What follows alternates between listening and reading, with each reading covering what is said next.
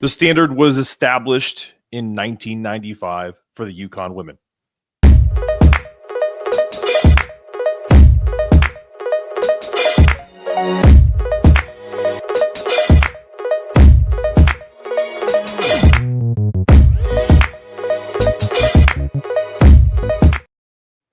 Welcome into the Hoopscap, powered by Big East Energy. I'm your host, Mark Zanetto. As always, with you daily, twice daily sometimes, really trying to get you guys where you need to be with UConn content.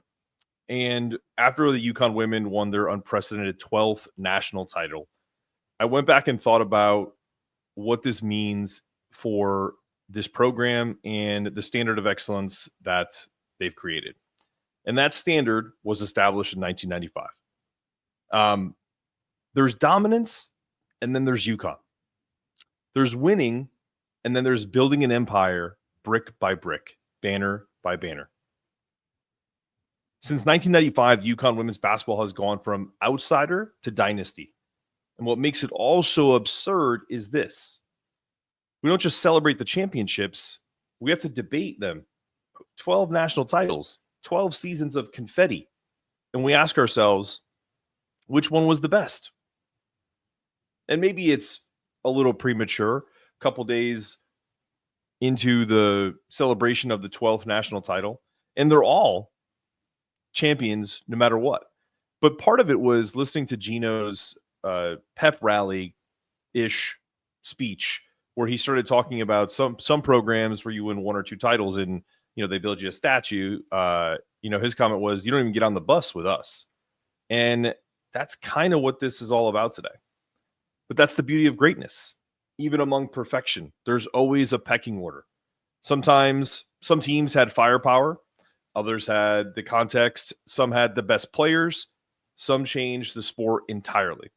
And today, I'm going to give you my ranking of all the UConn national championship teams from 12 all the way to the greatest of all time. And I'll be honest, the top 5 are set in stone for me, but the rest, you could shuffle them up and I wouldn't argue. Except today, I'm making that call. So let's get into it. The ones that kind of gritted it out, as much as the UConn women can grind out anything.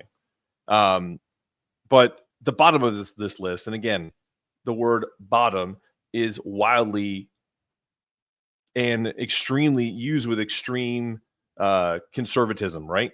None of these teams deserve to be on the bottom. But in the pecking order of UConn, this is where they are. They still cut down nets. So here it is.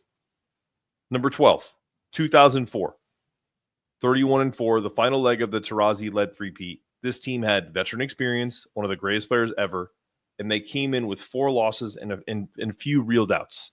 They didn't win the Big East tournament, got bounced by Boston College, and yet they beat 2 number 1 seeds in the tournament, including Tennessee in the final. Taurasi dropped 17 in her last college game and walked out a champion. It was gritty. It wasn't glamorous. They weren't undefeated, but it was earned. Nets were cut down. Number 11, 2003, 37-1. Taurasi again. This one was a little different. This team had no seniors, had lost 4 starters from the undefeated 2002 squad, and still won it all. Now, you can argue that this team should be higher, and, I can split hairs with that because Diana led the team in points, boards, assists, pretty much everything. The Final Four win over Texas was tight. The title game against Tennessee, vintage UConn. Again, you could argue this is the most impressive individual championship by a player in program history, maybe next to Paige Bueckers. Number 10, or Breanna Stewart.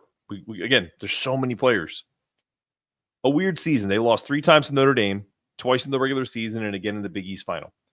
But when it mattered, they flipped the switch, took down the Irish in the Final Four, then steamrolled Louisville by 33 in the championship. Breanna Stewart was a freshman. The future was brewing, but not quite boiling yet. An absolutely magical run, but not their cleanest. Wild that we're doing this today. I'm having such a good time with this because it really brings back memories of where I was when all these things happened. But anyway, number 9, 2015, 38-1. A single early loss at Stanford stopped them from going back-to-back undefeated. This team had firepower. Stewart, Jefferson, Tuck, Kia Nurse as a freshman, 5 players in double figures. They beat Notre Dame in the final by double digits.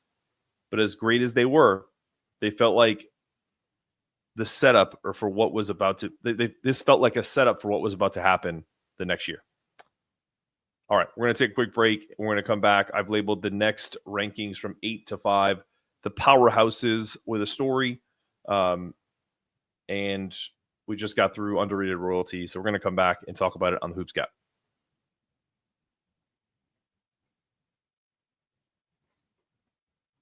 All right, welcome back to the Hoops Gap, your only daily podcast covering the UConn men's and women's basketball programs. Today we are not debating because no one's here. It's just me talking into the ether.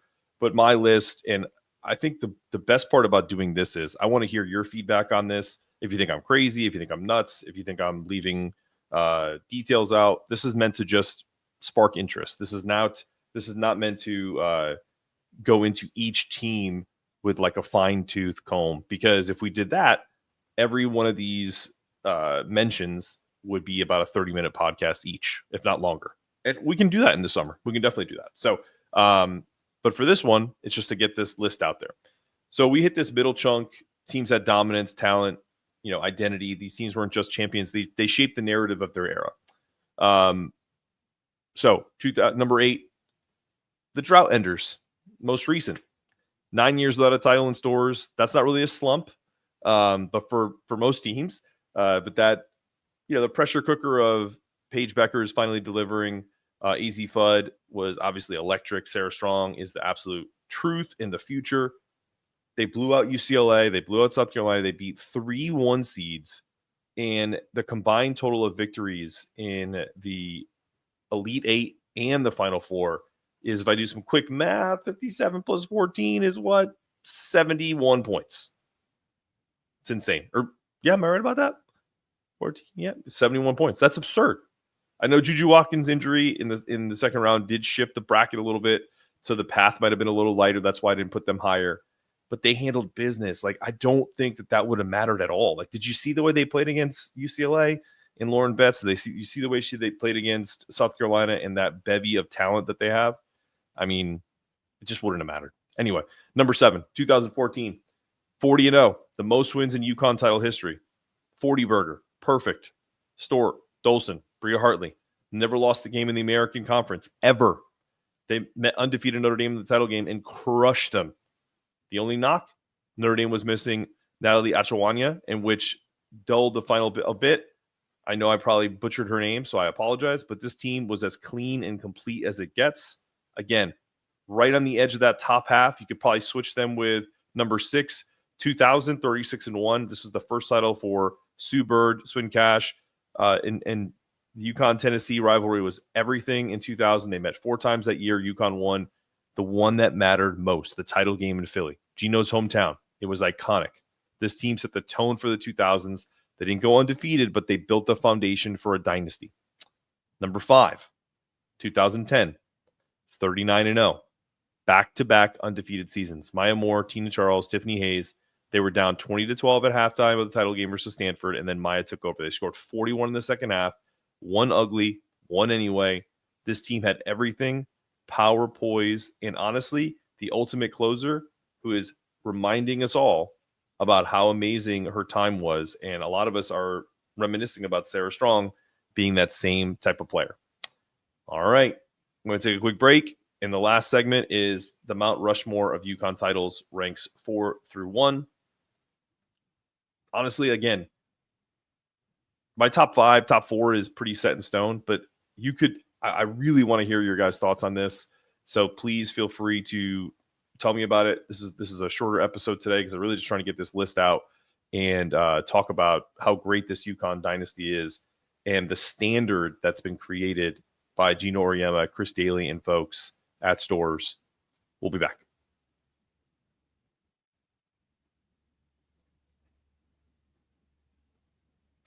You're on the Hoops Gap, powered by Big East Energy. Yes. Again, there'll probably be some controversy with this list amongst the what do we call you guys now? You're not everydayers. You're the Hoops Cap aficionados, the people that have really been around since the beginning, since 1995 and earlier. Number 4, some of these, again, these are my etched in stone. These are the ones that define the standard, the ones that change the conversation around the sport. You have to remember too, like some of these is not about being undefeated, but it's about kind of like what each of these teams meant at the time that they were, that they won these titles. And that's why you could probably put this year's title a little higher, because of it's a new era. And, Geno's proving that he can win in pretty much all four different decades. It's kind of insane. So 2009, 39-0, my Amor Tina Charles set the tone. They blew out everyone. Final Four, Elite Eight, didn't matter. This team launched the 90-game win streak. It was surgical, and obviously it went all the way up to, I think, 111. And they had Renee Montgomery, too. By the way, Renee Montgomery is a fantastic follow on Twitter. Would love to get her on the show. She's given out her NIL merch with her own stuff on it. She was, she's just hysterical, and I love her. Not only is she funny and dynamic, but she's an incredible analyst and was an elite guard with the WNBA and UConn. This was UConn entering kind of a different gear in this 2019. The number 3 on my list, 2016, 38-0, the 4th title for Breanna Stewart, 4 for 4, 4 Final Four most outstanding players. Jefferson, Tuck, Collier, all WNBA players. They destroyed everyone in their path, won both games by 30 in the Final Four. This was the most dominant tournament performance in UConn history. Arguably the best team in history. Again, I think all these are almost pretty equal.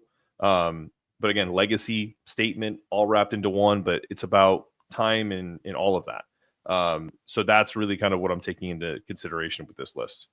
All right, my number 2. And I debated this, whether it's number 1 or number 2, 1995. 35-0, the origin story. Rebecca Lobo, Jen Rosati, who I've had on my show, Nikisha Sales, Kara Walters, beat Tennessee in January, beat them again in April.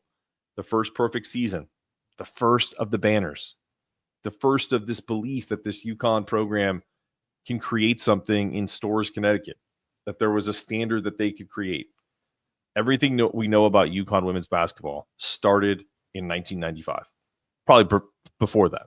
But as far as winning championships. So, who's number 1? You might have guessed it because I'm wearing the shirt. 2002, perfect season. Just an absolute wagon. No debate for me. Actually, a little one, but it's the GOAT squad. You got Sue Bird, Diana Taurasi, Swin Cash, Asia Jones, Tamika Williams, 7 WNBA players, 3 Hall of Famers, Olympic golds. They didn't just beat you. They outclassed you.